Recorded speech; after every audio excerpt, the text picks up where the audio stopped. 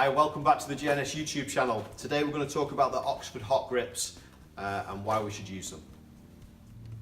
Okie dokie, this is the latest edition of the Oxford HotGrips. They have changed quite a lot over the years and this latest model is by far the best. What I'm going to do is I'm going to take them out of the packet, lay it all out and talk to you about the grip. Okay, so in the packet we should get one instruction manual and fitting on how to fit them. Obviously 2 grips. One you'll see with a slightly larger bore, larger centre bore than the other one. That's because the throttle sleeve side is a larger bore because of the sleeve itself. Okay. The actual heat control unit. Okay. The permanent connection leads that go straight to the battery, inline fused.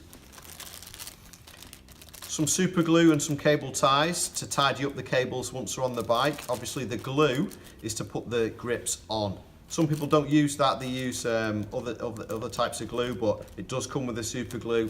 I would recommend using that. Also a mounting bracket there for the heat control unit. So there's some of the, well, that's all the parts actually that come with these grips. As I said before, this is probably the best one that they've produced, and they have got better over the years. This one now has waterproof connectors. Okay, so some of the early ones did suffer a little bit with the corrosion in the terminals. They've pretty much eliminated that now with these waterproof connectors. The heat controller itself again has changed. Okay, it now has a little sort of microprocessor in there that will turn off the grips if it detects drain on the battery. Okay, so if it detects that there's no power coming in but the power is actually going out, it will turn the grips off. It's quite clever. It means that you can put them, as I say, directly onto the battery. With the earlier ones, people used to wire them to a switch live, so that if they left the grips on, the minute they switched the bike off, the grips were off. No real need to do that anymore, as I say, with that little inbuilt processor there. Even if you leave them on, when you switch the bike off, it will sense that and it will turn them off for you. Really, really clever bit of kit. We can do a video of these being fitted in the future if you so wish. Just make a comment in the comments bar below if you do want to see that.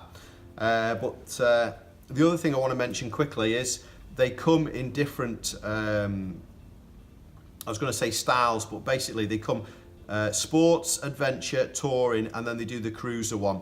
Now the cruiser one is for an inch bar. Okay, conventional bikes, sort of normal run-of-the-mill road bikes as I call them, the 22mm handlebars, okay?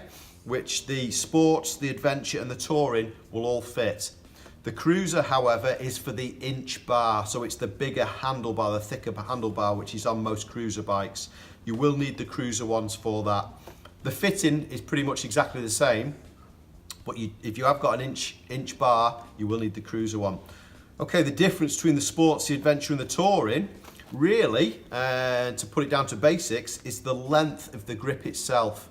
Okay, so what you might want to do before you buy any of these is measure the grip, the existing grip that's on, or measure the throttle tube that you've got on, see what length it is, and then ring one of your GNS stores and ask for advice on which one you should buy. They are trimmable and you do get a certain amount of grip at this end that you can trim, but that's all in the instructions, okay? And on the packet it does tell you how long the grip is. All right, so this particular one is a sports one. If we turn it on its side, you can see there that it gives 2 measurements. Overall length is 123, however, it can be cut down to 114 if need be. And as I say, they are all different, the lengths on them. So pay attention to that when you're about to purchase or ask advice from a member of staff. So yeah, that's the latest Oxford HotGrips.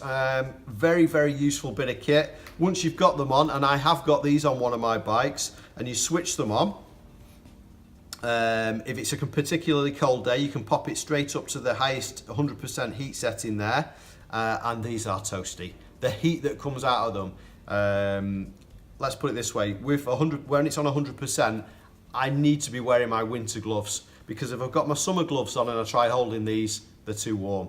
Okay, so they are really efficient. They're probably the best one they've ever done, as I say. And you can control the amount of heat that you put into them via this here. Simple, positive to put the heat up, negative to drag the heat back down. Okay, so any questions, as I say, pop it in the comments bar below. But please remember to like and subscribe our GNS YouTube channel for more videos like this.